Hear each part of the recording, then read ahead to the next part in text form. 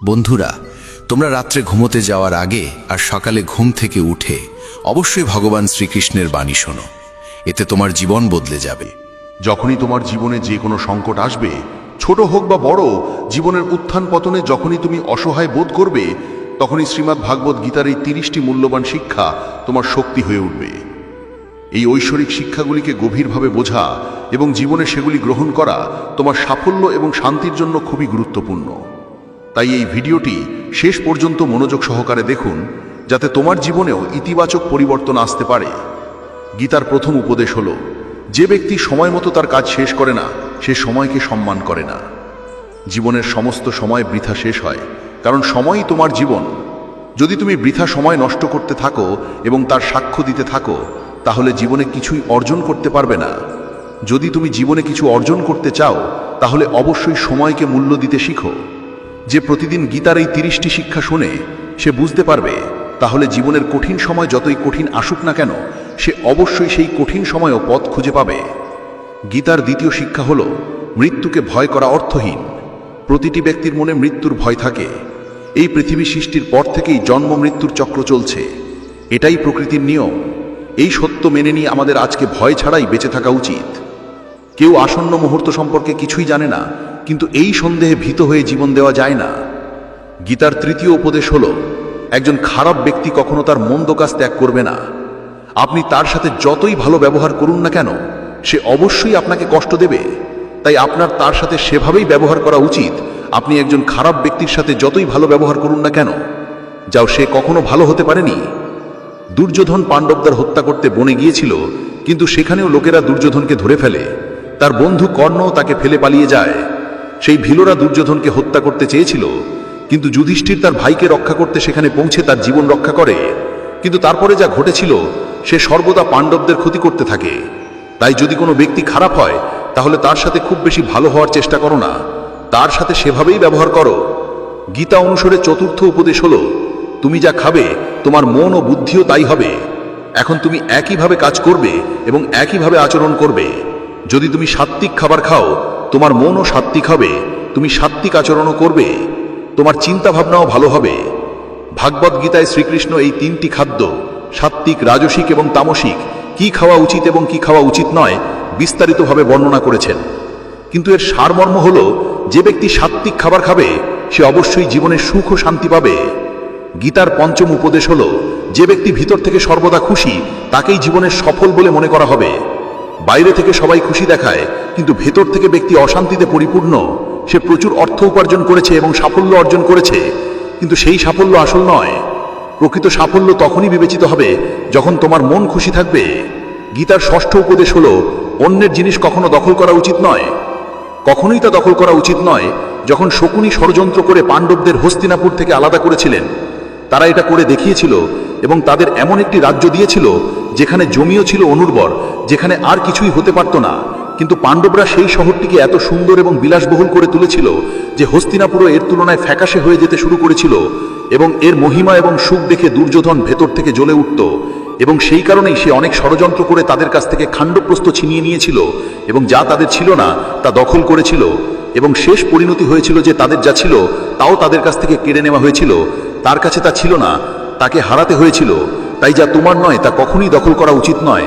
গীতার সপ্তম উপদেশ হল, যত খারাপ সময়ে আসুক না কেন, কিন্তু যে ব্যক্তি জীবনে কখনো সাহস হারায় না, সে সবকিছু অর্জন করতে পারে। পাণ্ডবরা যখন জুয়ায় সবকিছু হেরেছিল, তখন তারা 12 বছরের জন্য নির্বাসন এবং 1 বছরের জন্য অজ্ঞাত আবাস পেয়েছিল।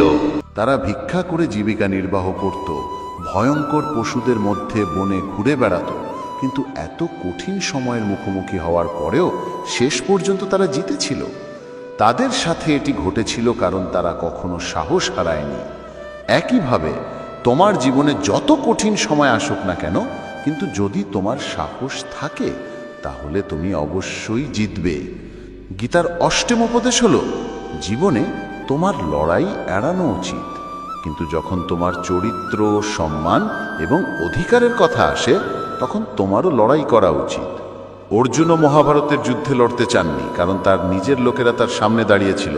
কিন্তু শ্রীকৃষ্ণ তাকে উপদেশ দিয়েছিলেন যে এখানে লড়াইয়ের কথা নয়, এটি তোমার সম্মানের কথা, এটি তোমার চরিত্রের কথা, এটি তোমার অধিকারের কথা। যে কৌরবরা সমাবেশে দ্রৌপদীকে অপমান করেছিল এবং তাকে বিবস্ত্র করারও চেষ্টা করেছিল, তারা তোমার প্রতি এত বড় অন্যায় করেছে, তুমি কখনোই তা সহ্য করবে না। অতএব যখন তোমার চরিত্রের কথা আসে অথবা তোমার সম্মানের কথা আসে, এমনকি যদি তা তোমার নিজেরও হয়, তোমাকে অবশ্যই তার সাথে লড়াই করতে হবে। গীতার নবম উপদেশ হল, কাউকে অন্ধভাবে বিশ্বাস করা উচিত নয়। মহাভারতের গল্পের মতো দুর্যোধন কতবার ষড়যন্ত্র করেছিল এবং পাণ্ডবদের হত্যা করার চেষ্টা করেছিল এবং তাদের আগুনে পুড়িয়ে দেওয়ার চেষ্টা করেছিল, কিন্তু ধর্ম অনুসরণকারীরা বারবার তার প্রভাবে এসেছিল।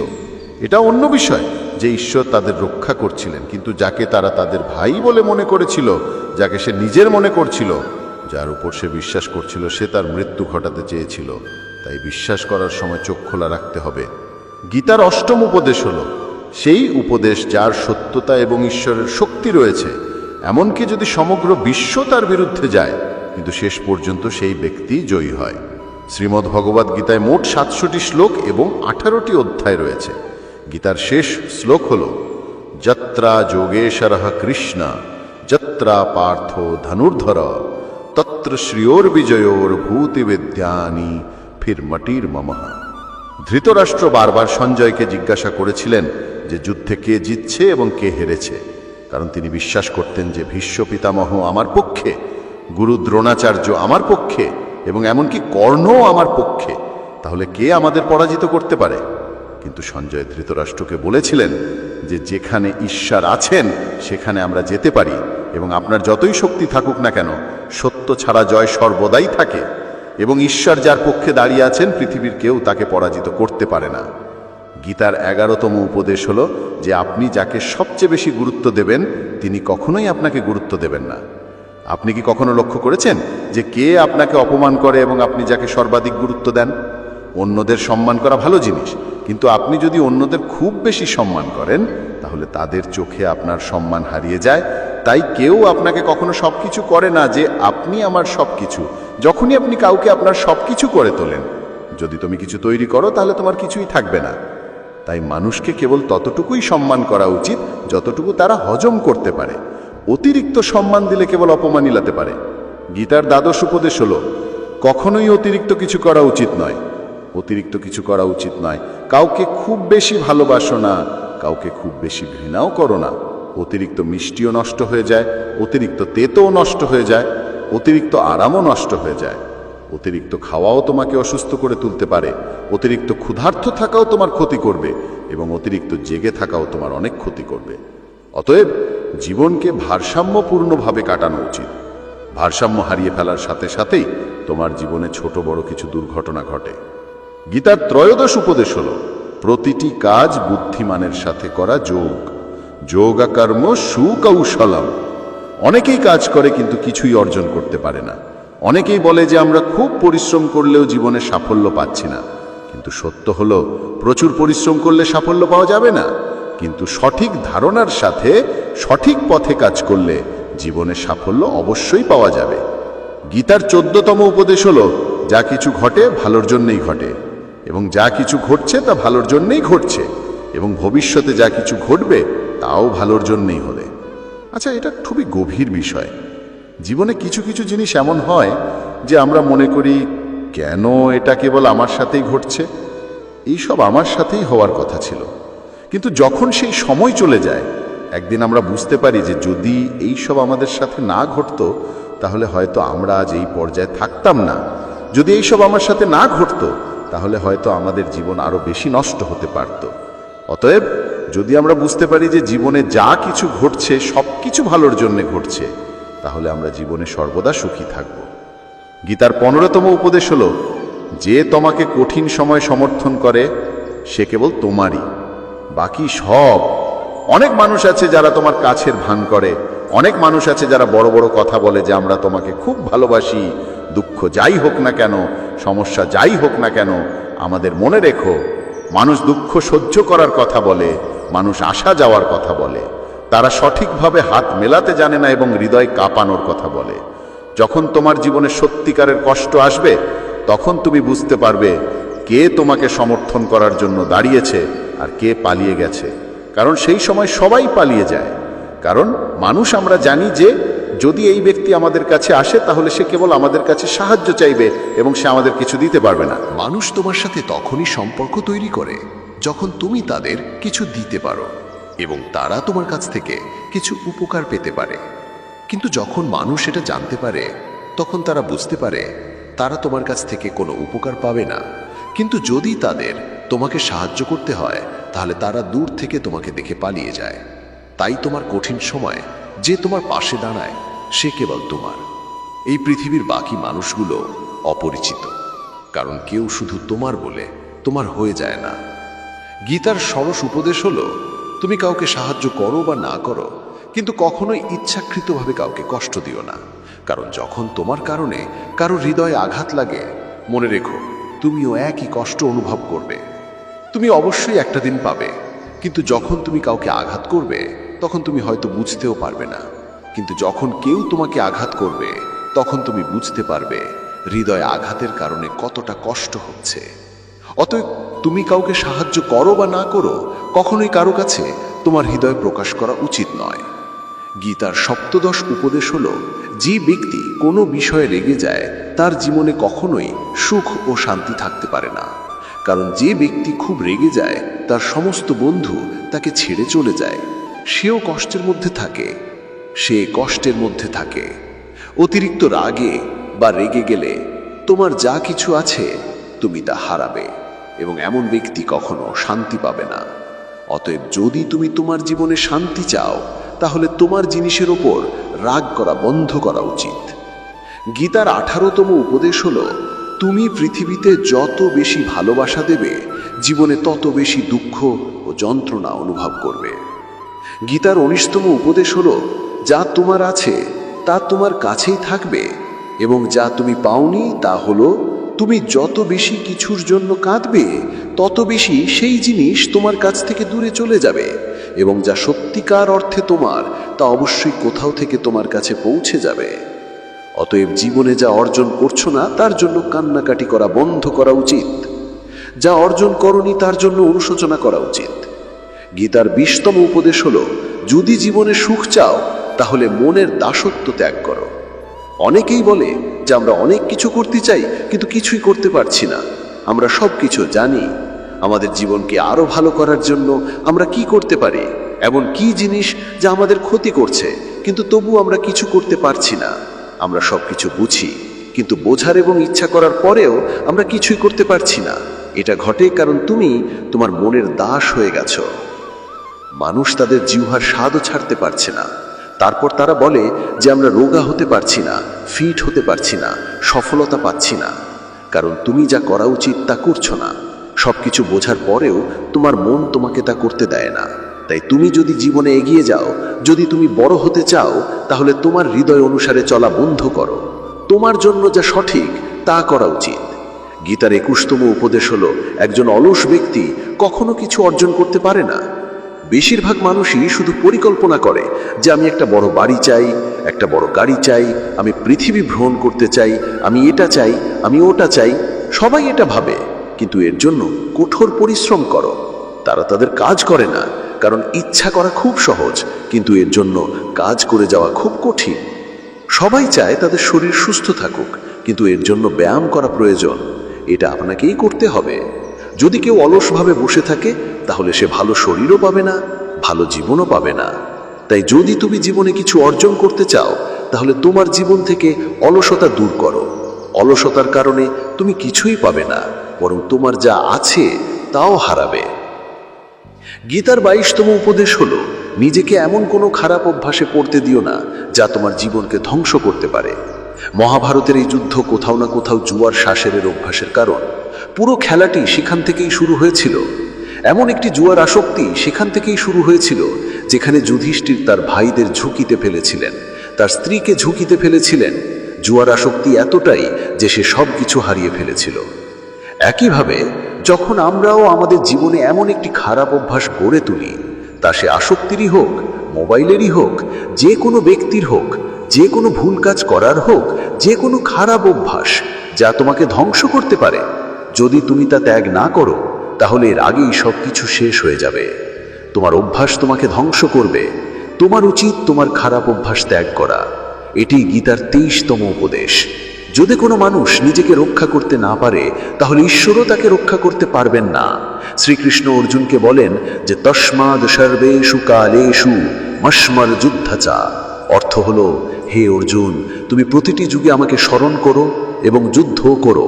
তাই অর্জুন শ্রীকৃষ্ণকে জিজ্ঞাসা করলেন যে এই যুদ্ধ কয়েকদিনের মধ্যে শেষ হয়ে যাবে, কিন্তু তুমি বলছো যে তুমি সর্বদা আমাকে স্মরণ করো এবং সর্বদা যুদ্ধ করো। এর অর্থ কি? তখন শ্রীকৃষ্ণ অর্জুনকে বললেন যে এই জীবন একটি যুদ্ধক্ষেত্র। এই জীবনে সমস্যা আসতেই থাকবে এবং তোমাকে দৃঢ়ভাবে তাদের সাথে লড়াই করতে হবে। শ্রীকৃষ্ণ বলেননি যে তুমি চুপ করে বসে থাকো আর আমি যুদ্ধ করব। গীতার জ্ঞানে অনেক গভীরতা আছে যে ঈশ্বর আমাদের জীবনের নিয়ন্ত্রণে বসে আছেন, কিন্তু আমাদের যুদ্ধ করতে হবে। আমাদের ঈশ্বরকে স্মরণ করতে হবে যে হে ঈশ্বর, আমাকে শক্তি দাও, আমাকে বোধগম্যতা দাও, আমাকে জ্ঞান দাও, যাতে আমি আমার জীবনের সমস্ত যুদ্ধে জয়ী হতে পারি, জীবনে আমি সঠিক পথে চলতে পারি। কিন্তু নিজের যুদ্ধ তোমাকেই লড়তে হবে। যারা বলে আমরা কিছু করব না, সব ভগবানই করবে, তারা বলে যে অলস মানুষকে দেখে ভগবানও ভয় পান। সে কিছুই করবে না। ভগবান তোমাকে জ্ঞান দিয়েছেন, ভগবান তোমাকে বোধগম্যতা দিয়েছেন, ভগবান তোমাকে অনুপ্রাণিত করেন, শক্তি দেন, কিন্তু তোমাকে নিজেকেই রক্ষা করতে হবে। গীতার 24তম উপদেশ হলো, জীবনে তুমি তোমার নিজের লোকদের সাথে বিশ্বাসঘাতকতা করো, কারণ তারা তোমার দুর্বলতাগুলো জানে। একজন বাইরের লোক তোমাকে প্রতারণা করতে পারে না, কারণ সে তোমার সম্পর্কে জানে না তোমাকে কোথায় আঘাত করতে হবে। কিন্তু যে তোমার নিজের, সে তোমার বিশেষ, সে গভীরভাবে জানে তার দুর্বলতা কি, কি করতে হবে যাতে তাকে আঘাত করা যায়, যাতে আমরা তাকে অপমান করতে পারি, আমরা তাকে আঘাত করতে পারি। এটা কলিযুগ।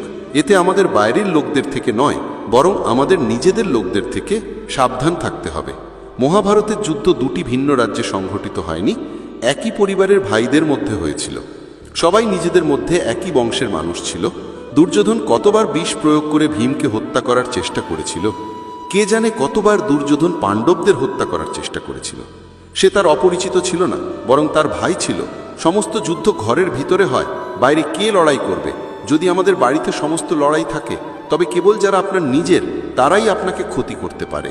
কেবলমাত্র যারা আপনার নিজের তারাই আপনাকে ক্ষতি করতে পারে। গীতার 25তম উপদেশ হলো যে অন্যরা যা করে তা করা উচিত নয়, বরং আপনার জন্য যা সঠিক তা করা উচিত। স্বধর্ম নিধানম শ্রেয় ভারত ধর্ম ভয়ব। শ্রীকৃষ্ণ অর্জুনকে বলেছিলেন যে তোমার যা কর্তব্য, যা তোমার জন্য সঠিক তাই করো। পৃথিবী যা করছে তা কখনো করো না। কারণ অর্জুন শ্রীকৃষ্ণকে বলতে শুরু করেছিলেন যে ভয়ঙ্কর যুদ্ধে নামার চেয়ে সন্ন্যাসী হওয়া ভালো। তাই শ্রীকৃষ্ণ অর্জুনকে বললেন যে সন্ন্যাসী হওয়া তোমার কর্তব্য নয়, এটা তোমার ধর্ম নয়। তুমি একজন ক্ষত্রিয়, তুমি কর্তব্য এবং তোমার ধর্ম হলো তুমি অধর্ম ধ্বংস করো এবং ধর্ম রক্ষা করো। প্রতিটি মানুষের আলাদা কর্তব্য আছে, আলাদা পথ আছে। তাই কখনো সেই পথে যেদিকে সমস্ত জনতা যাচ্ছে সেই পথে যেদিকে যাও না। কখনো সেই কাজ করো না যা পৃথিবী করে, যেটা আজকাল একটা ট্রেন্ড হয়ে গেছে, এটা একটা ফ্যাশন হয়ে গেছে, সবাই করে। এই কারণে আমরাও একই কাজ করছি। পুরো জনতা একই কাজ করছে, এই কারণে আমরাও তাই করছি। যদি তুমি জনতা যা করছে তা করো, তাহলে তুমিও একই জনতার মধ্যে কোথাও হারিয়ে যাবে। কিন্তু একই সাথে যদি তুমি যা করো তোমার জন্য সঠিক, যা তোমার প্রতিভা, তাহলে পৃথিবীর সমগ্র জনতার মধ্যেও তুমি আলাদা হয়ে উঠবে। গীতার 26তম উপদেশ হলো কখনোই কারো প্রতি অতিরিক্ত আসক্ত হয়েও না। যার প্রতি তুমি সবচেয়ে বেশি আসক্ত তাকে দেখলেই তোমাকে কাঁদতে হবে। আসক্তির কারণেই তুমি কারোর জন্য মরতে বাধ্য। আসক্তির কারণেই অনেক সময় তোমাকে অপমান সহ্য করতে হয়, এবং অনেকেই আসক্তির কারণে তাদের অপমান দেখতেও পায় না। অন্য ব্যক্তি আমাকে সম্মানও করে না এবং আমি এর কারণেই মরে যাচ্ছি। সে তোমার চোখে এমনভাবে আটোসাটো করে দেয় যে তুমি সত্য বা মিথ্যা দেখতে পাও না, তুমি কারো মুখ দেখতে পাও না। তুমি যা দেখো বা শোনো তাতেই বিশ্বাস করতে শুরু করো, যতই কষ্ট পাও না কেন। যদি তুমি কোনো মানুষকে সঠিকভাবে বুঝতে চাও, তাহলে তার সত্য জানতে চাও। যত তাড়াতাড়ি সম্ভব তার আসক্তি থেকে বেরিয়ে আসার তার জন্য খুবই গুরুত্বপূর্ণ। তোমার আসক্তি তোমাকে কষ্ট দেয়। যেদিন আসক্তি শেষ হবে সেদিন তুমি কোনো সম্পর্ক থেকে কোনো কষ্ট পাবে না, কারণ তুমি আর কোনো পার্থক্য অনুভব করবে না। গীতার 27তম উপদেশ হলো যে তোমার সাথে অন্যায় করবে, পাপ করবে, অন্যায় করবে, তাকে শাস্তি পেতে হবে। যদি তুমি তাকে সহ্য করো তাহলে সে তোমার সাথে আরও অন্যায় করতে থাকবে। যদি তুমি তাকে সহ্য করো তাহলে তুমিও তার পাপের অংশীদার হবে। অর্জুন শ্রীকৃষ্ণকে বললেন যাদের সাথে আমি যুদ্ধ করতে যাচ্ছি এই সবই আমার, তারা ভাই, তারা আমার শিক্ষক, আমি তাদের সামনে কিভাবে অস্ত্র তুলে নেব, কিভাবে তাদের হত্যা করব। তখন ভগবান শ্রীকৃষ্ণ অর্জুনকে বললেন, যাদের তুমি নিজের মনে করো তারা সবাই অধার্মিক, তারা পাপের পক্ষে দাঁড়িয়ে আছে, এবং যদি তুমি তাদের হত্যা না করো এবং যুদ্ধ না করো তাহলে সমাজে আরও পাপ বাড়বে। কারণ যখন কেউ এই ধরনের পাপীদের থামায় না তখন তারা আরও পাপ করে। একইভাবে যখন কেউ তোমার সাথে অন্যায় করে, তোমাকে কষ্ট দেয়, আর যদি তুমি চুপ থাকো তাহলে অন্য ব্যক্তির মনোবল বৃদ্ধি পাবে, তোমাকে দুর্বল মনে করে সে বেড়ে ওঠে মনে হয়, এবং সে তোমার সাথে অন্যায় করার অধিকার বুঝতে শুরু করে। কিন্তু যখন তুমি তার অন্যায় আচরণ বন্ধ করো এবং তার অন্যায়ের বিরোধিতা করো তখন সে তার সীমার মধ্যে থাকতে শেখে। এবং এটাই কলিযুগ। যদি তুমি এই যুগে সুখী হতে চাও তাহলে তোমাকে নিজেকে রক্ষা করতে হবে। যদি কেউ তোমার সাথে অন্যায় করে তাহলে তোমার কখনোই তা সহ্য করা উচিত নয়, বরং তার মুখোমুখি হওয়া উচিত। গীতার 28তম উপদেশ হলো, আমি আজ বেঁচে আছি, হালকাভাবে চিন্তা করা বন্ধ করো যে তার অতীত বা ভবিষ্যতে হারিয়ে যায়। অর্থাৎ তুমি জীবনে কখনো সুখী হতে পারবে না। তুমি জীবনের সুখ তখনই পেতে পারো যখন তুমি বর্তমানের মধ্যে থাকতে পারো এবং আজকের সুখ উপভোগ করতে পারো। গতকাল এবং আগামীকালের কোনো বাস্তব অস্তিত্ব নেই। এগুলো কেবল তোমার মনে এবং তোমার চিন্তাভাবনায় বিদ্যমান। তুমি কেবল তোমার মনের ভেতরে এবং তোমার বুদ্ধির ভেতরেই এটি বাস করো। এর তেমন বাস্তবতা নেই। তুমি কেবল তোমার মনের ভেতরে এবং তোমার বুদ্ধির ভেতরেই বাস করো। কিন্তু যার দ্বারা তুমি বাস্তবে বাস করো তা হলো তোমার আজ, সেটাই তোমার চলমান মুহূর্ত। যদি তুমি তোমার মন এবং বুদ্ধিকে তোমার ভেতরে রাখো, যদি তুমি অতীত এবং ভবিষ্যতে আটকে থাকো, তাহলে মনে রেখো যে তুমি কখনো সুখী হতে পারবে না। এবং যদি তুমি জীবনে সুখী হতে চাও তাহলে আজ এবং এই মুহূর্তে বাঁচতে শেখো।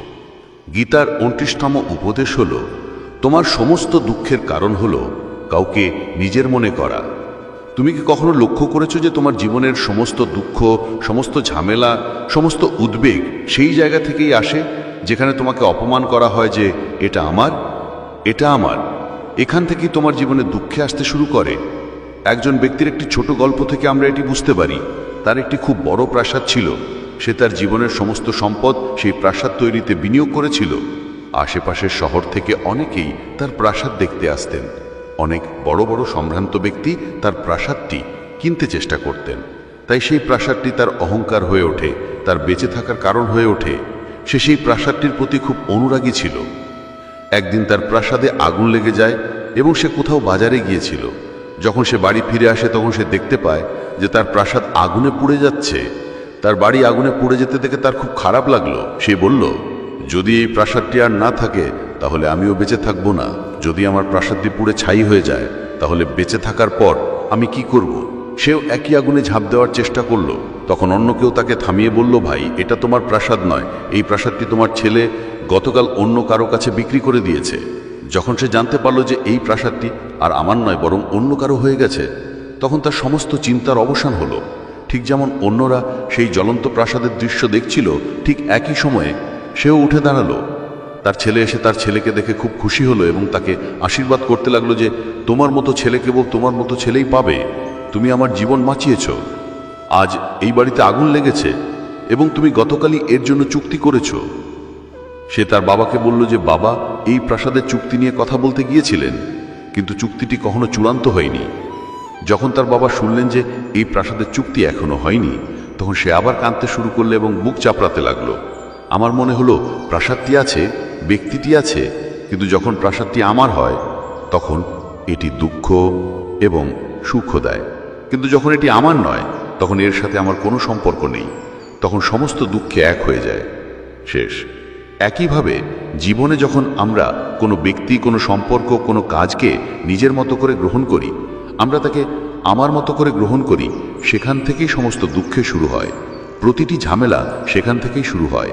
তখন শ্রীমদ্ ভাগবত গীতার এই 29তম ধর্মোপদেশে বলা হয়েছে যে যখনই আপনি কাউকে আপনার জীবনযাপনের কারণ খুঁজে পান, যদি আপনি স্বীকার করেন যে আমি তাকে ছাড়া বাঁচতে পারি না, তবে সেই জিনিস, সেই ব্যক্তি, সেই কাজ আপনাকে অনেক কষ্ট দেয়। বন্ধুরা, ধর্মোপদেশে যাওয়ার আগে আমি আপনাকে অনুরোধ করছি যে আপনি যদি এই ভিডিও থেকে কিছু শিখছেন তাহলে এই ভিডিওটিতে একটি লাইক দিন এবং এই চ্যানেলটি সাবস্ক্রাইব করুন। তাহলে আসুন এগিয়ে যাই। গীতার 30তম ধর্মোপদেশ হল অশ্বমেব বক্তব্যম কৃতম কর্ম শুভাশুভম। এর অর্থ হল আপনি যে কোনো কর্মই করুন না কেন আপনাকে অবশ্যই তার পরিণতি ভোগ করতে হবে। আপনি যদি ভালো কাজ করে থাকেন তবে জেনে শুনে বা অজান্তে কোনো কঠিন সময়ে সেই ভালো কাজগুলি আপনাকে সে কঠিন সময় থেকে রক্ষা করবে। আপনি যদি ভুল কাজ করে থাকেন, যদি আপনি কোনো পাপ করে থাকেন, তবে আপনাকে অবশ্যই তার শাস্তি পেতে হবে। যাই হোক না কেন গোপনে একজন মানুষ কাজ করে, যতই চালাকি করে কাজ করুক না কেন, কিন্তু বলা হয় যে সেই ঈশ্বরের চারপাশে ক্যামেরা লাগানো আছে। সেই প্রকৃতি, সেই ঈশ্বর আমাদের প্রতিটি কাজের উপর নজর রাখেন, আমাদের প্রতিটি পদক্ষেপের হিসাব নেওয়া হয়।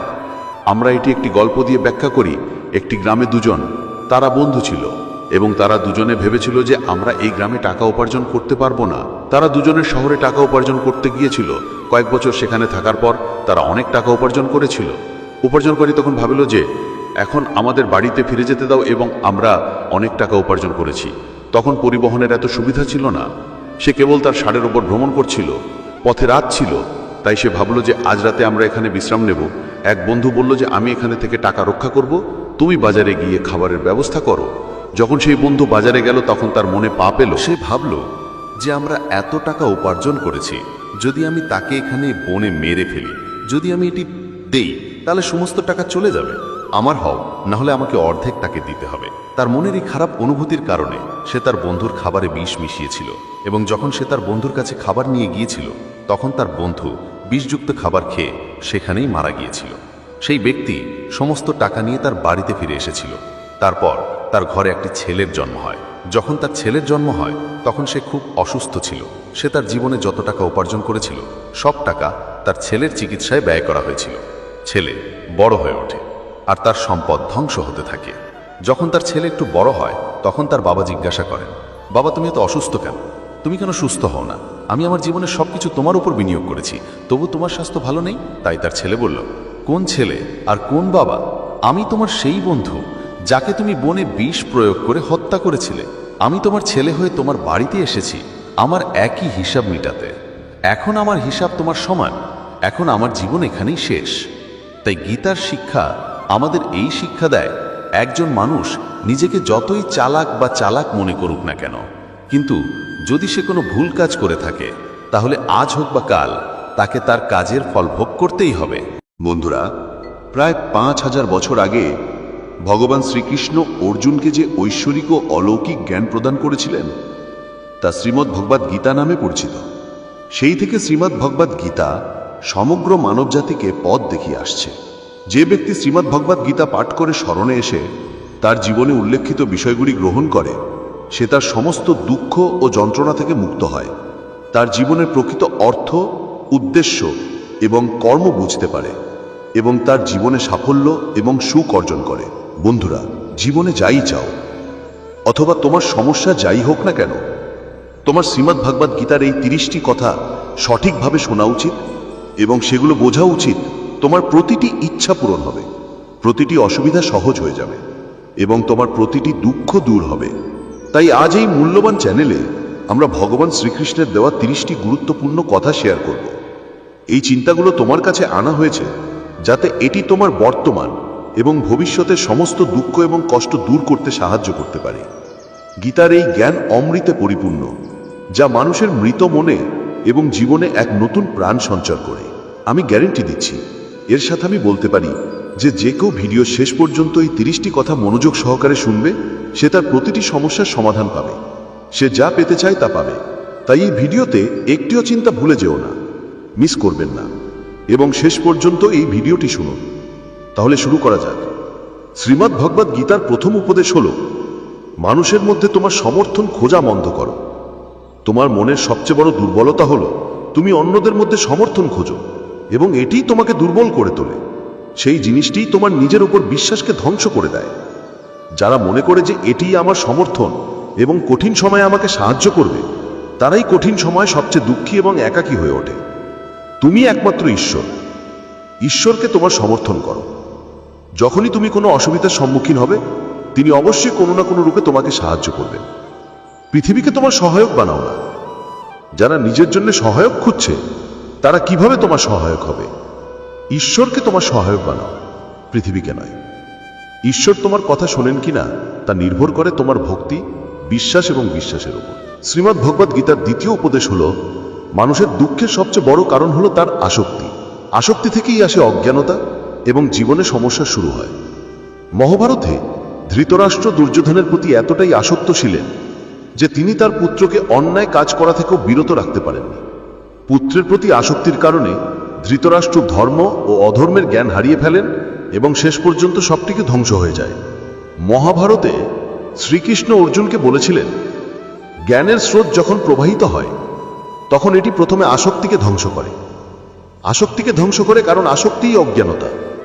গ্রিসের সম্রাট আলেকজান্ডার সমগ্র বিশ্বকে জয় করতে চেয়েছিলেন। একদিন একজন নাগা সাধু আলেকজান্ডারকে বললেন যে তিনি সমগ্র বিশ্বকে জয় করবেন। এরপরে তিনি কি করবেন, কারণ এর বাইরে আর কোনো পৃথিবী নেই। এই কথা বলে সাধু জোরে হাসতে শুরু করলেন। সাধুর কথা শুনে আলেকজান্ডার হতাশ হতে লাগলেন। আলেকজান্ডার সাধুকে জিজ্ঞাসা করলেন, তুমি কেন হাসছো? সাধু উত্তর দিলেন যে তুমি সমগ্র পৃথিবী। তুমি যদি জিততেও পারো তবুও তুমি হতাশ হবে, কারণ তুমি পৃথিবী জয় করার জন্য আসক্ত। অথচ আমার কিছুই নেই, কিন্তু আমি সব সময় খুশি থাকব, কারণ আমি কোনো কিছুর সাথে আসক্ত নই। আলেকজান্ডার এখনো পৃথিবী জয় করতে পারেননি, কিন্তু এখন সাধু এই কথাগুলো শুনে তিনি পৃথিবী জয় করার চিন্তায় হতাশ হয়ে পড়লেন। কারণ পৃথিবী জয় করার পর আর কোনো আসক্তি অবশিষ্ট থাকবে না। আসক্তির কারণে জীবনে কেবল দুঃখই আসে। আসক্তি ঘর এবং পরিবার থেকে হতে পারে, এটি সাফল্যের সাথে আসক্তি হতে পারে, এটি আরাম আয়েশ এবং সুযোগ সুবিধার সাথে আসক্তি হতে পারে, এবং সম্মানের সাথে আসক্তি থাকতে পারে। যেখানে আসক্তি থাকে সেখানে দুঃখ থাকে। যখন আসক্তি সফল হয় তখন দুঃখ থাকে, এবং যখন ব্যর্থ হয় তখনও দুঃখ থাকে। শ্রীকৃষ্ণ বলেন যে যখন কেউ আসক্তি ত্যাগ করে তখন সে আমার ভালোবাসা পায়। একজন ব্যক্তি অনুগ্রহ লাভ করে, যিনি আসক্তিহীন ব্যক্তি পরম সুখ লাভ করে। তাই একজন ব্যক্তির আসক্তি ত্যাগ করা উচিত এবং আমাদের যা আছে তাতে সন্তুষ্ট থাকা উচিত। যদি বেশি পাওয়ার প্রবণতা থাকে তাহলে দুঃখ পাওয়া নিশ্চিত। শ্রীমদ্ ভগবদ্ গীতার তৃতীয় উপদেশ হলো, কারো প্রতি ভালো করলে কখনো অনুগ্রহ প্রদর্শন করো না, অন্যথায় সেই কর্ম শূন্যের মতো হয়ে যায় এবং এর থেকে অর্জিত খ্যাতি অকেজো হয়ে যায়। আমাদের কখনোই ভেবে গর্ব করা উচিত নয় যে আমরা কত মানুষ বা প্রাণীকে সাহায্য করেছি, কারণ যিনি এটি করেন তিনিই স্বয়ং ঈশ্বর। তাই পুতুল কেবল একটি মাধ্যম। জ্ঞান সবসময় বুদ্ধিকে আরো উন্নত করে তোলে। তাই জ্ঞান অর্জন এবং ভাগ করে নিতে থাকুন, যাতে অন্যদের জীবনে উন্নত হয়। যে ব্যক্তি ফলাফল পাওয়ার আশায় কাজ করে সে কাজের দ্বারাই বাধ্য থাকে। আমার মন থেকে তোমার কাছে বিজাতীয় সবকিছু মুছে ফেলো, বড় বা ছোট, তাহলে সবকিছু তোমার এবং তুমি সকলের। যে ব্যক্তি ফলাফলের আকাঙ্ক্ষা বাদ দিয়ে ক্রমাগত কাজ করে কেবল সেই ব্যক্তি তার জীবনকে আনন্দময় এবং সন্তোষজনক করে তুলতে পারে। আমি, আমার এবং আমি যা কিছু করেছি বা করেছি, কেবল সেই ব্যক্তি পরম শান্তি পায়। শ্রীমদ্ ভগবদ্ গীতার চতুর্থ উপদেশ হল, যে জীবনে সন্তুষ্ট সে সর্বদা সুখী। বন্ধুরা, ঈশ্বর যা দিয়েছেন তা উপভোগ করা উচিত। একবার এক ব্যক্তি সমুদ্রের তীরে ঘুরে বেড়াচ্ছিলেন। হঠাৎ তার চোখ পড়ে একটি রূপোর কাঠির ওপর, যা তীরে ভাসমান অবস্থায় ছিল। তিনি খুশি হয়ে তৎক্ষণাৎ সেই কাঠিটি তুলে নিলেন। এখন তিনি কাঠিটি নিয়ে হাঁটতে শুরু করলেন। এখন আরো রোদ। কাজ শেষ হলে তার মনে হলো সমুদ্রে স্নান করতে। তিনি ভাবলেন, যদি কাঠিটি পাশে রেখে স্নান করেন তাহলে কেউ এটি নিয়ে যাবে। তাই তিনি হাতে লাঠিটি নিয়ে স্নান করতে শুরু করলেন। তারপর একটি উঁচু ঢেউ এসে দ্রুত কাঠিটি ভাসিয়ে নিয়ে গেল। তিনি অনুশোচনা করতে লাগলেন এবং দুঃখিত হয়ে তিনি তীরে বসে কাঁদতে লাগলেন। সেখান থেকে একজন সাধু আসছিলেন। লোকটিকে দুঃখিত ও কাঁদতে দেখে সাধু তাকে জিজ্ঞাসা করলেন, তুমি এত দুঃখিত কেন? তিনি স্বামীজিকে বললেন, স্নান করার সময় আমার রূপার কাঠিটি সমুদ্রে ভেসে গেছে। সাধু অবাক হয়ে বললেন। তিনি বললেন, তুমি কাঠি দিয়ে স্নান করছো? তিনি বললেন, তুমি যদি কাঠিটি পাশে রেখে স্নান করতে তাহলে তুমি কি করতে? কেউ তো নিতে পারত, কিন্তু তুমি কেন রূপার লাঠি নিয়ে স্নান করতে এসেছিলে? স্বামীজি জিজ্ঞাসা করলেন। তখন লোকটি বললেন যে তিনি এটি আনেননি, সেই লোকটির সাথে এটাই পাওয়া গেছে। এই কথা শুনে স্বামীজি জোরে হেসে বললেন, যদি এটি তোমার না হয় তাহলে দুঃখ বা দুঃখ কি? কখনো কখনো কিছু সুখ স্বতঃস্ফূর্তভাবে পাওয়া যায় এবং কখনো কখনো কঠোর পরিশ্রম করে এবং কষ্ট করে যে সুখ স্বতঃস্ফূর্তভাবে পাওয়া যায় তা ঈশ্বরের কাছ থেকে। তারা অন্যদের কাছ থেকে প্রশংসা পায়। আমাদের কাছে সময় নেই, মানুষ তার নেই এমন সমস্ত আনন্দ গণনায় ব্যস্ত থাকে। বিলাসবহুল বাংলো, দুর্দান্ত গাড়ি, মর্যাদা, ক্ষমতা ইত্যাদি, এবং ভুলে যায় যে একদিন সে সব কিছু ভুলে যায় এবং পরবর্তী যাত্রায় তা পায়। যদি তোমাকে চলে যেতে হয় তাহলে বন্ধুগণ, ভগবান শ্রীকৃষ্ণ বলেছেন যে তোমার যা আছে, যা তুমি কাঁদছ, তুমি কি এনেছো, কি হারিয়েছ, কি তৈরি করেছ, যা ধ্বংস হয়ে গেছে, তুমি কিছুই আনোনি এবং কিছু নিয়ে যাবে না। তুমি এখান থেকে যা নিয়েছো, যা দিয়েছো, এখানে দিয়েছো। খালি হাতে এসেছো, খালি হাতে যাবে। আজ যা তোমার গতকাল অন্য কারো ছিল, পরশু অন্য কারো হবে। তুমি সেটাকে তোমার ভেবে মগ্ন হচ্ছ। শুধু এই সুখই তোমার দুঃখের কারণ। শ্রীমদ্ ভাগবত গীতার পঞ্চম উপদেশ হল, রাগ মানুষকে ধ্বংস করে। রাগী ব্যক্তির কোনো বন্ধু থাকে না। প্রতিটি মানুষ তার কাছ থেকে পালিয়ে যায়, তার সমস্ত সম্পর্ক শেষ হয়ে যায়। যে ব্যক্তি তার রাগ নিয়ন্ত্রণ করতে পারে না, সে জীবনে কিছুই সামলাতে পারে না। রাগ করা অর্থহীন। যদি তুমি রাগে প্রতিক্রিয়া দেখাও, তাহলে এর অর্থ হল ঈশ্বরের তৈরি আইন, অর্থাৎ কর্মের ওপর তোমার বিশ্বাস নেই। তাই ভগবান কৃষ্ণ বলেছেন যে রাগের কারণে মানুষের মন নষ্ট হয়ে যায়, অর্থাৎ সে বোকা হয়ে যায়, যার ফলে স্মৃতি বিভ্রান্ত হয়। স্মৃতি বিভ্রান্তির কারণে মানুষের বুদ্ধি নষ্ট হয়ে যায়, এবং বুদ্ধি ধ্বংস হয়ে গেলে ব্যক্তি নিজেকে ধ্বংস করে। শ্রীমদ্ ভাগবত গীতার ষষ্ঠ উপদেশ হল, সুখী এবং দুঃখী উভয় পরিস্থিতিকে সমানভাবে বিবেচনা করা উচিত। আমরা যেমন সুখকে স্বাগত জানাই, তেমনি দুঃখকেও গ্রহণ করা উচিত, কারণ জীবন সুখ এবং দুঃখ উভয় দিয়েই পরিপূর্ণ। বন্ধুরা, যখন মহাভারতের যুদ্ধ শেষ হয়েছিল, তখন যুধিষ্ঠির হস্তিনাপুরের সিংহাসন দখল করেছিলেন। সবই স্বাভাবিক হয়ে উঠছিল। একদিন এমন সময় এসেছিল যা পাণ্ডবদের কেউই চাননি। ভগবান শ্রীকৃষ্ণ দ্বারকায় ফিরে আসছিলেন। সমস্ত পাণ্ডব দুঃখে ছিলেন। শ্রীকৃষ্ণ তাদের কাছে তাদের দেহের একটি অংশ বলে মনে হয়েছিল, এবং বিচ্ছেদের অনুভূতি তাদের কাঁপিয়ে তুলেছিল। কিন্তু শ্রীকৃষ্ণকে চলে যেতে হয়েছিল। কেউই শ্রীকৃষ্ণকে যেতে দিতে চাইছিল না। ভগবানও তার সমস্ত প্রিয়জনদের সাথে এক এক করে দেখা করছিলেন। শ্রীকৃষ্ণ তাদের কিছু না কিছু উপহার দিয়ে বিদায় নিলেন। অবশেষে তিনি তার মামি কুন্তির সাথে দেখা করলেন, এবং শ্রীকৃষ্ণ তার মামি কুন্তির সাথে দেখা করলেন এবং কুন্তিকে বললেন, মামি, আজ পর্যন্ত তুমি আমার কাছে নিজের জন্য কিচ্ছু চাওনি। আজ কিছু চাও, আমি তোমাকে কিছু দিতে চাই। কুন্তির চোখে জল এসে গেল এবং কাঁদতে কাঁদতে বলল, হে শ্রীকৃষ্ণ, যদি আমাকে কিছু দিতে হয়, যদি তুমি চাও, তাহলে আমাকে দুঃখ দাও। আমি অনেক দুঃখ চাই। শ্রীকৃষ্ণ অবাক হয়ে গেলেন। শ্রীকৃষ্ণ জিজ্ঞাসা করলেন, কেন মাসি, তুমি কেন শুধু দুঃখ চাও? কুন্তি উত্তর দিলেন, জীবনে যখন দুঃখ থাকে তখন তোমার স্মৃতিও থেকে যায়। মাঝে মাঝে আমি তোমার স্মরণ করি। সুখে আমি তোমাকে মাঝে মাঝে একবার স্মরণ করি। যদি আমি তোমাকে স্মরণ করি, তাহলে আমি তোমার পূজা এবং প্রার্থনা করতে পারবো। তবেই বন্ধুরা, ভগবান শ্রীকৃষ্ণ বলেন যে যিনি সুখী, ঘৃণাপ্রবণ বা শোকগ্রস্ত নয়, কেবলমাত্র ভক্তিপূর্ণ ব্যক্তি, যিনি কামনা করেন এবং যিনি শুভ অশুভ কর্ম ত্যাগ করেছেন, তিনিই আমার কাছে অত্যন্ত প্রিয়। শ্রীমদ্ ভাগবত গীতার সপ্তম উপদেশ হল, যারা খুব মিষ্টি কথা বলে এবং খুব বেশি প্রশংসা করে, তাদের থেকে সাবধান থাকা উচিত। কারণ মানুষ কেবল তখনই মিষ্টি কথা বলে যখন তাদের আপনার কাছে তাদের মতামত প্রকাশ করতে হয়। তখনই আপনার প্রশংসা করা হয় যখন আপনার কাছ থেকে তাদের কাজ করিয়ে নিতে হয়।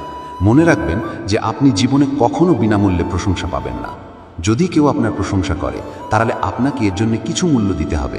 তাই যারা খুব মিষ্টি কথা বলে বা আপনার প্রশংসা করে, তাদের থেকে আপনার সাবধান থাকা উচিত। শ্রীমদ্ ভাগবত গীতার অষ্টম উপদেশ হল, মনকে শান্ত রাখতে শিখুন। কারণ বিচলিত মন আপনাকে জীবনে দুঃখ ছাড়া আর কিচ্ছু দেবে না, আর শান্ত মন আপনাকে জীবনে কেবল প্রেম এবং আনন্দই দেবে। এগুলি শান্ত আর বিচলিত মনের ফলাফল। বিচলিত মন দুঃখের জন্ম দেয়, আর শান্ত মন আনন্দের জন্ম দেয়। মনে কখনো সন্দেহর জন্ম দেবে না। এই সন্দেহগুলি মনে ভুল ধারণার পাহাড় তৈরি করে, যার কারণে জীবনের সুখ কেড়ে নেওয়া হয়। তখন শ্রীকৃষ্ণ বলেন যে একজন মানুষকে তার মনকে নিয়ন্ত্রণ করা উচিত। যে তার মনকে নিয়ন্ত্রণ করে, তার মন তার বন্ধু হয়ে যায়, এবং যে তার মনকে নিয়ন্ত্রণ করে, সে তার বন্ধু হয়ে যায়। যদি সে তার মনকে নিয়ন্ত্রণ করতে না পারে, তাহলে এটি তার সবচেয়ে বড় শত্রু হয়ে ওঠে। শ্রীমদ্ ভাগবত গীতার নবম উপদেশ হল, জীবনে তোমার সফলতা বা ব্যর্থতা অনেকটাই তোমার সঙ্গ নির্ভর করে। বন্ধুরা বলে যে সঙ্গ যেমন, গায়ের রঙও তেমন, আর গায়ের রং যেমন, জীবনও তাই। কিন্তু তোমার সঙ্গ যদি খারাপ হয়, তাহলে তুমি ধ্বংস হয়ে যাবে। কিন্তু যদি তুমি লক্ষ লক্ষ খারাপ মানুষ হও এবং তোমার সঙ্গ ভালো মানুষের সাথে থাকে এবং তুমি তাদের কথাও শোনো, তাহলে তুমি অবশ্যই স্থির হয়ে যাবে। কৌরবদের সাথে শকুনির মতো মানুষ ছিল এবং পাণ্ডবদের সাথে কৃষ্ণ ছিল। যদি তুমি শকুনি মামার মতো সঙ্গ রেখে থাকো, তাহলে ভেবে দেখো তোমার মন কাজ করা বন্ধ করে দিয়েছে। কারণ তিনি বলেছেন যে ধার্মিকতায় ভরা হৃদয় ধার্মিকতার পরামর্শ দেয়, আর অধার্মিকতায় ভরা হৃদয় অধার্মিকতার পরামর্শ দেয়। তুমি যতই ভালো হও না কেন, যদি তুমি খারাপ লোকেদের দ্বারা পরিবেষ্টিত হও, তুমি যদি তার সাথে থাকো, তাহলে তোমারও খারাপ মানুষের মতোই পরিণতি হবে। ভীষ্ম পিতামহ একজন ব্রহ্মচারী এবং ধার্মিক ব্যক্তি ছিলেন, কিন্তু তিনি অধার্মিকতার পক্ষে ছিলেন, তাই শেষ পর্যন্ত তার ভাগ্য একই রকম হবে। একজন অধার্মিক ব্যক্তির অবস্থা হলো মৃত্যুর সময় তাকে ভয়াবহ যন্ত্রণার সম্মুখীন হতে হয়। তাই কখনোই ভুল সঙ্গমে থাকা উচিত নয়, কারণ মাঝে মাঝে তাদের সঙ্গমে থাকার কারণে তুমি তাদের কাজের শাস্তি পেতে শুরু করো। তারপর তুমি বুঝতে পারো না, আমার মনে হয় আমি কিছুই করিনি, আমি কেবল তাদের সাথেই থাকি, কেন আমি দুঃখ পেলাম। খারাপ মানুষের সঙ্গ তোমার জীবনে কখনো সুখ বয়ে আনবে না, তাই তোমার সর্বদা ভালো সঙ্গমে থাকা উচিত। শ্রীমদ্ ভাগবত গীতার 10ম উপদেশ হলো, জীবনে তুমি যে কাজই করো না কেন তা করো, তাতে দক্ষ হও, অর্থাৎ তোমার কাজের মর্তা হও, তার পূর্ণ জ্ঞান অর্জন করো। বলা হয় যে অসম্পূর্ণ জ্ঞান সবচেয়ে বিপজ্জনক। এর একটি উদাহরণ হলো অভিমন্যু। অভিমন্যু একজন অত্যন্ত সাহসী এবং সাহসী যোদ্ধা ছিলেন, কিন্তু তিনি কোন পরিস্থিতিতে মারা গেছেন তা সকলেই জানেন। বিপদের সময় এই অসম্পূর্ণ জ্ঞান কোনো কাজে আসে না। তোমার জ্ঞানে দক্ষতা অর্জন করা উচিত, তোমার অবশ্যই একটি বিষয়ে দক্ষতা থাকতে হবে। তাই ভগবান শ্রীকৃষ্ণ বলেন, হে অর্জুন, সত্য জানার জন্য তোমার একজন আধ্যাত্মিক গুরুর কাছে যাওয়া উচিত। বিনয়ী হও এবং তাদের কাছ থেকে জ্ঞান অর্জনের জন্য তোমার কৌতূহল প্রকাশ করো। যেমন একটি ছোট জ্বলন্ত প্রদীপের আলো সবচেয়ে তীব্র অন্ধকারকেও দূর করতে পারে, ঠিক তেমনি যখন তুমি তোমার মনের অজ্ঞতায় ভরা অন্ধকার ঘরে প্রবেশ করো, তখন ইতিবাচক চিন্তা ভাবনা করো।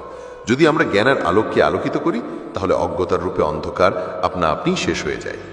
শ্রীমদ্ ভগবত গীতার 11তম উপদেশ হলো, যে ব্যক্তি ফলাফলের প্রত্যাশায় কাজ করে তার মনও শান্ত এবং সন্তুষ্ট থাকবে না, কারণ তার আকাঙ্ক্ষা প্রতিটি নতুন শিখরে পৌঁছায়। এমন পরিস্থিতিতে তার মন কখনোই তৃপ্তির আনন্দ উপভোগ করতে পারবে না। যখন একজন ব্যক্তি ফলাফলের আকাঙ্ক্ষার জন্য কাজ করে এবং তারপর যখন সে তার প্রত্যাশা অনুযায়ী ফলাফল পায় না, তখন সে হতাশ এবং দুঃখিত হয়। ভগবান শ্রীকৃষ্ণ অর্জুনকে বলেন যে তুমি নিজেকে আমার কাছে সমর্পণ করো, ঈশ্বরে বিশ্বাস রাখো এবং নিঃস্বার্থভাবে, কোনো পাপ ছাড়াই এবং নিরপেক্ষভাবেই, কোনো ফলাফলের আকাঙ্ক্ষা ছাড়াই তোমার কাজ করে যাও। তোমার জীবন সুখ এবং তৃপ্তিতে পূর্ণ হবে। দেখো, দুঃখ তোমাকে কখনো স্পর্শ করবে না এবং তুমি মুক্তি পাবে। বারবার জন্ম নেওয়া অসীম বাসনাগুলো একজন মানুষকে তার ইন্দ্রিয়ের দাস করে তোলে। যদি কাজটি ভালো হয় তবে সে অবশ্যই পুরস্কার পাবে, এবং যদি কাজটি খারাপ হয় তবে সে অবশ্যই শাস্তি পাবে। অতীত, বর্তমান এবং ভবিষ্যতে ঘটে যাওয়া প্রতিটি ঘটনার প্রতিটি ফলাফল আমি দেখতে পাচ্ছি। অতএব ফলাফল নিয়ে চিন্তা করা বন্ধ করুন এবং আপনার কাজটি ক্রমাগত চালিয়ে যান।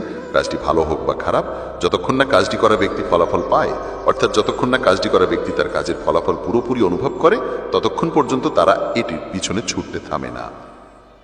কারো সময় উপভোগ করবেন না। প্রথম এবং ভাগ্যের চেয়ে বেশি কিছু কেউ পেতে পারে না। শ্রীমদ্ ভগবদ্গীতার 12তম উপদেশ হল, আধ্যাত্মিকতার সাথে সম্পর্কিত আধ্যাত্মিক জ্ঞানই জীবনকে শান্তির দিকে নিয়ে যেতে পারে। আধ্যাত্মিক জ্ঞান আপনাকে মানসিক এবং আধ্যাত্মিকভাবে শক্তিশালী করে তুলবে। তাই ঈশ্বর এবং ঈশ্বরের উপর বিশ্বাস রাখুন। মানুষের কথার প্রতি যত বেশি মনোযোগ দেবেন, ততই নিজের উপর আপনার আস্থা কমে যাবে। তাই নিজের উপর বিশ্বাস রাখুন, নিজের শক্তিতে এগিয়ে যান এবং নিজের পথ নিজেই নির্ধারণ করুন। জীবনের যে কোনো মুহূর্তে যে কোনো কিছু ঘটতে পারে। হয়তো জীবন সীমিত, সময় নষ্ট করবেন না। খারাপ অতীত স্মরণ করে দুঃখিত হওয়ার পরিবর্তে তা থেকে শিক্ষা নেওয়া এবং বর্তমানকে উন্নত করা এবং একটি উন্নত ভবিষ্যৎ তৈরি করা ভালো। আপনার কাজ করুন এবং ঈশ্বরের উপর বিশ্বাস রাখুন। কি ঘটবে এবং কি ঘটবে না তা ঈশ্বরের উপর নির্ভর করে। বাদ দিন, আপনি যত বেশি প্রচেষ্টা করবেন তত স্বর্গের পথ সহজ হবে। ঈশ্বরের পায়ে নিজেকে সমর্পণ করুন, সর্বদা সৎকর্ম করুন এবং মানুষের প্রতি ভালো করুন এবং তাদের সঠিক পথ দেখান। একজন জ্ঞানী ব্যক্তি কখনো ইন্দ্রিয় সুখ উপভোগ করেন না। তাই একজন ব্যক্তি যা ঘটেছে তা ভালো, যা ঘটছে তা ভালোর জন্যই ঘটছে এবং যা ঘটবে তাও ভালো হবে, তিনি এই বিষয়ে দৃঢ়ভাবে বিশ্বাস করেন।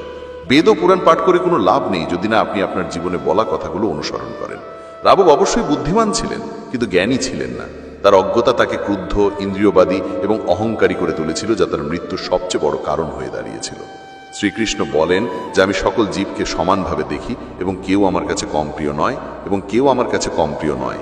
তাছাড়া সেই জ্ঞান অকেজো যাকে বলে আপনার মধ্যেই সীমাবদ্ধ। সেই জ্ঞানের কোনো লাভ নেই যা সমাজ ও বিশ্বের কল্যাণে ব্যবহার করা যায় না। কেন তুমি নিরর্থক চিন্তা করো? কেন তুমি ভয় পাও? কে তোমাকে হত্যা করতে পারে? আত্মাও নয়, তুমিও কখনো জন্মগ্রহণ করো না, এটি গ্রহণ করে না এবং কেউ এটিকে হত্যা করতে পারে না। এটাই জীবনের চূড়ান্ত সত্য। কেবল মানুষের কর্মই একজন মানুষকে ঈশ্বরের কাছাকাছি নিয়ে আসে বা তাকে ঈশ্বর থেকে দূরে সরিয়ে দেয়। তাই যখনই পাপ, অহংকার এবং অধর্ম এই পৃথিবীতে তাদের চরম সীমায় পৌঁছায়, তখন সর্বদা সৎকর্ম করো। কিন্তু তারপর এটি ধ্বংস হয়ে যাবে এবং আমি অবশ্যই ধর্ম পুনঃপ্রতিষ্ঠা করার জন্য অবতার হব। কোনো চিন্তা না করি কোনো অভাবী ব্যক্তিকে কর্তব্য মনে করে যে দান করা হয় তা পুণ্য বলে বিবেচিত হয়। যে ব্যক্তি মনকে জয় করেছে সে ইতিমধ্যেই ঈশ্বরকে লাভ করেছে, কারণ সে শান্তি, সুখ, দুঃখ, ঠান্ডা, তাপ এবং সম্মান উপমান অর্জন করেছে। তার মনে কোনো পার্থক্য হবে না। যারা পণ্ডিত তারা জীবনের জন্য শোক করেন না, মৃত্যুর জন্যও শোক করেন না। তারা তাদের কর্তব্য সম্পূর্ণভাবে পালন করেন। আন্তরিকতার সাথে কর্তব্য পালন করা এবং ধর্ম অনুসরণ করাও একটি গৃহান্ত তপস্যার মতো। শ্রীমদ্ ভগবদ্গীতার ত্রয়োদশ উপদেশ হলো, যখনই তুমি জীবনে একা অনুভব করবে তখন সত্যটি ঠিকভাবে বুঝতে পারবে যে তুমি একাই পৃথিবীতে এসেছো আর তুমি একাই চলে যাবে। বাস্তবে এখানে কেউ তোমার নয়। একদিন আমাদের জন্ম দেওয়া পিতামাতাও আমাদের একা ছেড়ে চলে যায়, তাই অন্যদের কাছ থেকে কি আশা করা যায়? যদি কেউ তোমাকে ছেড়ে যায় তবে মনে রাখবে যে সেই ঈশ্বর সর্বদা তোমার সাথে আছেন, তিনি কখনো তোমাকে ছেড়ে যান না। গীতায় শ্রীকৃষ্ণ অর্জুনকে বলেছিলেন যে আমাকে কেউ বিশ্বাস করুক বা না করুক, কিন্তু আমি কখনো মানুষকে ছেড়ে দিই না, কারণ এরা সবাই আমার সন্তান। মানুষকে ঈশ্বরের অংশ বলা হয়, এই কারণেই মানুষকে ঈশ্বরের সন্তান বলা হয়। এই কারণেই একাকিত্ব নিয়ে কখনো দুঃখিত হওয়া উচিত নয়, কখনো ভয় পাওয়া উচিত নয়, বরং ভুল ব্যক্তির সাথে থাকার ভয় থাকা উচিত। একটি কথা আছে যে কিছু না থাকার চেয়ে কিছু থাকা ভালো। অর্থাৎ কিছু না থাকার চেয়ে কিছু থাকা ভালো। বহুত তো ভালো, কিন্তু আরেকটি কথা আছে যে অর্থহীনতার চেয়ে কিছুই ভালো নয়। তাই অর্থহীন লোকদের সাথে থাকার চেয়ে একা থাকা ভালো। তাই গীতার এই উপদেশ প্রতিটি ব্যক্তির জন্য খুবই গুরুত্বপূর্ণ, যারা নিজেকে একা ভেবে দুঃখিত হয়। তাই একাকিত্ব, ভীত এবং অসুখী হওয়া বন্ধ করুন, কারণ এখানে কেউ অন্য কারণ নয়। শ্রীমদ্ ভাগবত গীতার 14তম উপদেশ হল, নিজের সম্পদ, নিজের অবস্থান এবং ক্ষমতা নিয়ে কখনো গর্ব করা উচিত নয়। দুর্যোধন খুব গর্বিত ছিলেন যে তার ভীষ্ম, দ্রোণাচার্য এবং কর্ণের মতো পিতামহ ছিলেন। যদি যোদ্ধারা বসে থাকেন তবে আমি এই পাণ্ডবদের ঠিক সেভাবেই চূর্ণ করব। দুর্যোধন তার সম্পদের ওপর গর্বিত ছিলেন, তিনি তার অবস্থান এবং ক্ষমতার ওপর গর্বিত ছিলেন, কিন্তু সেই অহংকার নিজেই একদিন তার ধ্বংসের কারণ হয়ে দাঁড়ায়। যারা তাদের অর্থ বা ক্ষমতার ওপর গর্বিত, অহংকারের কারণে আমরা অন্যদের অপমান করি এবং অন্যদের ক্ষতি করি, একদিন আমাদের একই ভুল তাদের ধ্বংস করে দেয়। তাই আপনি জীবনে যতই সফল হন না কেন, আপনি যতই বড় ব্যক্তি হন না কেন, কিন্তু সেই অহংকার কখনো অন্যদের কাছে দেখাবেন না।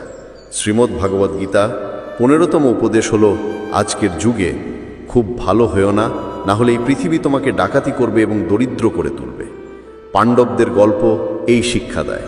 বলা হয় যে খুব ভালো হওয়া কখনো কখনো তোমাকে অনেক কষ্ট দিতে পারে। পাণ্ডবরা সর্বদা ধর্মের পথ অনুসরণ করতেন, কখনো কোনো অন্যায় কাজ করতেন না, কিন্তু তাদের সমস্ত গোপন রহস্য হারিয়ে যায়। জনসমাগমের সামনে তাদের স্ত্রীকে উলঙ্গ করে দেওয়ার চেষ্টা করা হয়েছিল, তারা তাকে ভিক্ষা নিতে বাধ্য করেছিল, আমার জীবন কাটাতে হয়েছিল, কারণ সে খুব ভালো ছিল। সেই সময়ে এটিই ছিল, এবং আজকের পৃথিবী আরও বেশি পরিবর্তিত হয়েছে। মানুষ একজন ভালো মানুষকে কম সম্মান দেয়, বরং তাকে বেশি ব্যবহার করা হয়।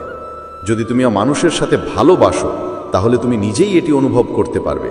তুমি যত বেশি মানুষের সাথে ভালোবাসবে তত বেশি মানুষ তোমার সাথে খারাপ ব্যবহার করবে। যত বেশি মানুষ তোমাকে ব্যবহার করবে তত বেশি তুমি অন্যের সুখের জন্য কিছু করবে। আর মানুষ শুধু তোমার সুবিধা নেওয়ার চেষ্টা করছে। তাই আজকের সময় তোমাকে খুশি থাকতে হবে, খুব বেশি ভালো হয়েও না। এর মানে এই নয় যে তুমি খারাপ মানুষ হয়ে যাও। ভালো ও সত্য কাজ করো এবং নিজের চোখে ভালো হতে থাকো। পৃথিবীর চোখে কখনো ভালো হওয়ার চেষ্টা করো না। শ্রীমদ্ ভাগবত গীতার 4র্থাংশ শিক্ষা হলো, চোখে যা সত্য মনে হয় তাও তাৎক্ষণিকভাবে বিশ্বাস করা উচিত নয়। আপনি নিশ্চয়ই এমন অনেক গল্প শুনেছেন যে অনেক সময় চোখে যা দেখা যায় তা সত্য, এমনকি জিনিসও সত্য নয়। তাই বিশ্বাস করার ক্ষেত্রে কখনো তাড়াহুড়ো করবেন না। শ্রীমদ্ ভাগবত গীতার 17তম উপদেশ হলো, জীবনে নিজেকে কখনো কারোর অভাবী বা নির্ভরশীল করো না, কারণ যদি তুমি কারোর অভাবী না হও তাহলে কেউ তোমার ক্ষতি করতে পারবে না, কেউ তোমার সুবিধা নিতে পারবে না। যার কাছে তুমি অভাবী হয়ে যাও সে তোমার সুবিধা নিতে শুরু করে। যেদিন তুমি কারোর জন্য তোমার জীবনকে অভাবী করে তুলবে সেদিন থেকে তোমাকে তার দাস হতে হবে। অন্যদের তো দূরে থাকুক, যারা তাদের চাকরদের অভাবী হয়ে পড়ে তারা সব কিছু সহ্য করতে শুরু করে, কারণ তারা জানে যে তাদের ছাড়া তোমার কাজ চলবে না এবং তুমি নিজে এত কাজ করতে পারবে না এবং অন্য কেউ তোমাকে সাহায্য করবে। যদি তারা তা না পায় তাহলে তারা তোমাকে হ্যারাস করতে শুরু করবে, কিন্তু যখন তারা বুঝতে পারে যে তুমি তোমার কাজ নিজেই করতে পারো অথবা তুমি হাজার হাজার বিকল্প পেতে পারো, তখন তারা চুপচাপ তাদের কাজ করবে। এখন যদি তুমি এমন একটি কাজ করো যেখানে তুমি যদি তোমার বসের ভুল থাকা সত্ত্বেও তার অত্যাচার সহ্য করতে থাকো, তাহলে সে বুঝতে পারবে যে তুমি অভাবী এবং সে এর পূর্ণ সুবিধা নেবে। তাছাড়া যদি তুমি যে পরিবারে থাকো তার কারো প্রয়োজন হয়, তাহলে সে তোমাকে সাহায্য করবে। এটা সম্পূর্ণ খারাপ, কারণ তুমি 24 ঘন্টা সেখানে থাকো এবং অন্য কোথাও যেতে পারো না। সেই ব্যক্তি তোমার মাথার উপর নাচবে এবং তোমাকে সম্পূর্ণরূপে তার নিয়ন্ত্রণে রাখবে। মানুষ তাদের চেয়ে দুর্বল কাউকে তাদের নিয়ন্ত্রণে রাখতে অনেক উপভোগ করে। তুমি হাজার হাজার মানুষের জন্য ভালো কিছু করতে পারো অথবা এমন কোনো কাজ করো যা তাদের খুশি করবে, কিন্তু এই ধরনের লোকেরা তোমাকে তোমার ঘাড় চেপে ধরে রাখে। যদি তোমার কিছু প্রতিভা থাকে তাহলে তোমার ডানা কেটে ফেলা হবে। জীবনে সফলতা অর্জনের জন্য তোমার সাথে সর্বাত্মক প্রচেষ্টা করা হবে, কখনো এগিয়ে যেতে পারবে না। কারো প্রয়োজনে থাকা মৃত্যুর চেয়েও খারাপ। তুমি কি কখনো লক্ষ্য করেছো যে তোমার জীবন নষ্ট করে কেবল তারাই যাদের জন্য তুমি অভাবী হয়ে পড়ো? তোমার সমস্ত দুঃখ আসে সেই সব মানুষের কাছ থেকে যাদের তুমি অভাবী। অভাব এবং মন্দাই একমাত্র বিষণ্ণতার সবচেয়ে বড় প্রয়োজন শরীর বা কাজের নয়, মনের। আমাদের জীবনে এমন কাউকে প্রয়োজন যে আমাদের যত্ন নেবে, অন্যথায় আমরা খুশি হব না। একাকিত্ব মানুষ সহ্য করতে পারে না। তারপর অনেক সময় তুমি এমন মানুষের সাথে মিশে যাও যাদের তোমার এই মনের প্রয়োজন। তারা মন্দার পূর্ণ সুবিধা নেয়। তুমি তাদের সাথে সম্পর্ক স্থাপন করো যাতে তোমার জীবনে কিছু সুখ আসে এবং তারা তোমাকে রক্তের অশ্রু কালাতে বাধ্য করে। তারা তোমার পুরো জীবনকে নরক করে তোলে। একটা কথা মনে রেখো, বাবা মা ছাড়া আজ পর্যন্ত এই পৃথিবীতে এমন কেউ জন্মগ্রহণ করেনি যার কাছে তুমি অভাবী হও এবং যে তোমার সুবিধা নেয়। তাই জীবনে কখনো নিজেকে অভাবী বা কারোর উপর নির্ভরশীল করো না। শ্রীমদ্ ভাগবত গীতার 18 শিক্ষা হলো, প্রত্যেকেরই নিজস্ব সুখ এবং নিজস্ব দুঃখ আছে। তোমার এটা অন্যদের সামনে প্রকাশ করা উচিত নয়, কারণ মানুষ তোমার সুখের ওপর মনোযোগ দেয় এবং তোমার দুঃখে তোমাকে দেখে হাসতে শুরু করে। তোমার সুখে কেউ খুশি হয় না, মানুষ ঈর্ষান্বিত হয়। তাই বলা হয় যে তোমার সব সময় চোখে জল আনা উচিত। সব সময় এটা করো না। তোমার ক্ষত সকলে দেখাও না। এখানে মানুষ হাতে নুন বহন করে, তাই তোমার কষ্ট সকলকে দেখাও না। মানুষ কেবল অসুখী ব্যক্তিকে আরও অসুখী করতে এবং যে খুশি তাকে কষ্ট দিতেই থাকে। তোমার মনের অবস্থা নিজের কাছে রাখো। এটা রাখো, শুধু তাকেই বলো যার এটা বোঝার মতো বোধ আছে। আমি তাকে বললাম যে দয়া করে আমাকে 1 গ্লাস পানি দাও, আমি যাব, আমি মরে যাচ্ছি আর আশেপাশে কারো ঘর দেখা যাচ্ছে না। তখন শেঠ বলল, আমি তাকে বললাম যে একজন লোক আসতে চলেছে, যদি সে আসে তাহলে তুমি পানি আনতে পারো। তখন ভিক্ষুক মণিককে বলল, তুমি নিজে কেন মানুষ হচ্ছ না? কিছুক্ষণের জন্য মানুষ হও। আজকাল এটাই ঘটেছে, এখানে কেউ মানুষ হতে প্রস্তুত নয়। মানুষ কেবল একে অপরকে আঁচড় মারতে ব্যস্ত, তারা অন্যদের সুবিধা নিতে ব্যস্ত। তাই এই কলিযুগকে স্বার্থপর যুগ বলা হয়। মানুষ কেবল তাদের নিজেদের স্বার্থপর কারণে একে অপরের সাথে সংযুক্ত থাকে। শ্রীমদ্ ভাগবত গীতার 22তম উপদেশ হল, যে ব্যক্তি তোমাকে বারবার কষ্ট দেয় তাকে কখনো ক্ষমা করা উচিত নয়। যুধিষ্ঠির দুর্যোধনকে বারবার ক্ষমা করেছিলেন এবং এর ফলে তাকে জীবনে অনেক দুঃখের মাঝামাঝি করতে হয়েছিল। যদি কেউ একবার ভুল করে তাহলে ক্ষমা করা ঠিক আছে, কিন্তু যদি কেউ বারবার যদি তুমি ভুল করো, ক্ষমা করলে তোমার অনেক ক্ষতি হবে, কারণ সেটা ভুল ছিল না, এটা তার অভ্যেস। সে এমনই, সে সব সময় তোমার সাথে এমন করবে। তাই খুব বেশি দয়ালু হইও না। কাউকে ক্ষমা করা এবং বোকা হওয়ার মধ্যে অনেক পার্থক্য আছে। যাকে আবার চেষ্টা করতে বলা হয়েছে তার প্রতি তোমাকে সতর্ক থাকতে হবে। পরীক্ষিত ব্যক্তি তোমার মুখে কাদা ফেলার সমতুল্য, যে তোমাকে প্রতারিত করেছে এবং তোমাকে কষ্ট দিয়েছে। ভুল করেও তাকে বিশ্বাস করো না। যতটুকু ক্ষমা করো, যতটুকু তোমাকে বোকা দেখাবে না। শ্রীমদ্ ভাগবত গীতার 2য় উপদেশ হল, জন্ম মৃত্যু নিয়ে চিন্তা না করে তোমার কাজ করো। শ্রীকৃষ্ণ অর্জুনকে বলেন যে, হে অর্জুন, মৃত্যু জীবনের অবিচল সত্য, যাকে এড়ানো যায় না এবং মিথ্যা প্রমাণ করা যায় না। দেহ একটি ভাড়া বাড়ির মতো, যেখানে আমরা কিছু সময়ের জন্য থাকি। দেহ নশ্বর, কিন্তু আত্মা অমর। যা ঘটবে তা কেউ স্থগিত করতে পারে না, এবং যা ঘটবে না তা নিয়ে শোক এবং চিন্তা কেবল মানুষের সমস্যা বাড়িয়ে দেয়। যে জন্মগ্রহণ করে তার মৃত্যু নিশ্চিত, এবং যে মারা যায় তার পুনর্জন্ম নিশ্চিত। তাই যা অপরিবর্তনীয় তা নিয়ে শোক করা উচিত নয়। সত্যকে কখনো এড়িয়ে যাওয়া যায় না, তাই সত্যকে গ্রহণ করাই আমাদের প্রজ্ঞা। সচেতনভাবে মিথ্যাকে সত্য বলে মেনে নেওয়াকে একটি বড় ভুল বোঝাবুঝি বলা হয়। নিজের ব্যক্তিগত চিন্তাভাবনাও ভুল বোঝাবুঝির জন্ম দিতে পারে। তাই নিজের ব্যক্তিগত চিন্তাভাবনা কখনো অন্যের ওপর চাপিয়ে দেওয়া উচিত নয়। কাম, ক্রোধ এবং লোভ হলো নরকের 3টি দরজা। মুক্তি ছাড়া কেউ মুক্তি পায় না। জন্ম এবং মৃত্যুর চক্র থেকে মুক্তি পাওয়া যায় না। আগুন যেমন সোনার পরীক্ষা করে, তেমনি সংকট সাহসীদের পরীক্ষা করে। কোনো প্রচেষ্টা ছাড়া ভালো ফলাফল এবং ইতিবাচক ফলাফলের আশা করা যায় না। ধর্মের পথে চললে পরিণামের চিন্তা না করে নির্ভয়ে ধর্ম পালন করো। শ্রীমদ্ ভাগবত গীতার 25তম উপদেশ হল, যে সম্পর্কের সীমা ভাঙা হয় সেখানে কেবল ধ্বংসই হয়। সম্পর্কের ক্ষেত্রে কেউ যদি তার সীমা ভাঙে তাহলে সে তোমার চেয়ে বড় বা ছোট, যদি তুমি তা ভাঙো তাহলে সেই সম্পর্ক কখনোই টিকে থাকতে পারে না। সম্পর্ক তখনই টিকে থাকে যখন দুজন মানুষ একে অপরকে সম্মান করে, এবং কখনো তাদের সীমা লঙ্ঘন করে না। যে সম্পর্কের মধ্যে কোনো সীমা নেই এবং একে অপরের প্রতি কোনো শ্রদ্ধা নেই, সেই সম্পর্ক আজ অথবা কালই শেষ হয়ে যাবে। শ্রীমদ্ ভাগবত গীতার ২৬তম উপদেশ হলো, যে অন্যদের সাথে প্রতারণা করে তার পরিণতি খুবই খারাপ হয়। দুর্যোধনের মামা শকুনি এবং দুর্যোধন সারা জীবন পাণ্ডবদের সাথে প্রতারণা করেছেন এবং তাদের পথে প্রতারণা করেছেন। দুর্যোধন কখনো বিশ্বাসের সাথে তাদের অনুসরণ করেননি এবং এর ফলে তার দলের প্রতিটি গহা যোদ্ধা প্রতারণা দ্বারা নিহত হয়। কারণ দুর্যোধন যে কাজই করতেন সেই একই ফলাফল পেতেন। যদি তিনি সারা জীবন প্রতারণা করতেন তাহলে শেষে তিনিও তার জীবন হারান। তার মৃত্যু একটি প্রতারণার কারণে হয়েছিল।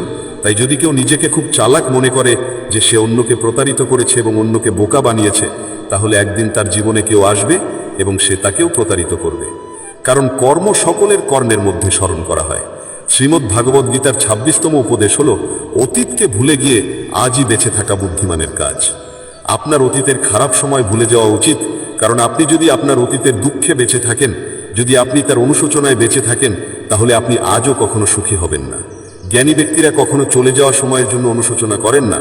আপনার অতীত যেমনই হোক না কেন, আপনার আজের ওপরের প্রভাব পড়া উচিত নয়।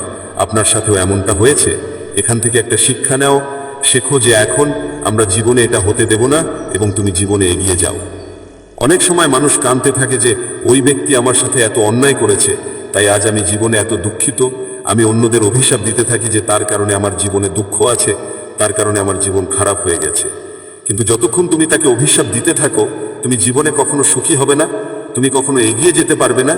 যাই ঘটুক না কেন, মানুষ তোমার সাথে যা করেছে, তুমি আমার সাথে যা করেছে, তুমি তা পরিবর্তন করতে পারবে না। তবে তুমি নিশ্চয়ই তোমার আজকের দিনটি পরিবর্তন করতে পারো। যদি গতকালের দুঃখ থেকে মুক্তি পেতে চাও, তাহলে আজই বাঁচতে শুরু করো। আগামীকাল নয়। তুমি এমনও একজনকে খুঁজে পাবে না যে গতকালে বাস করে,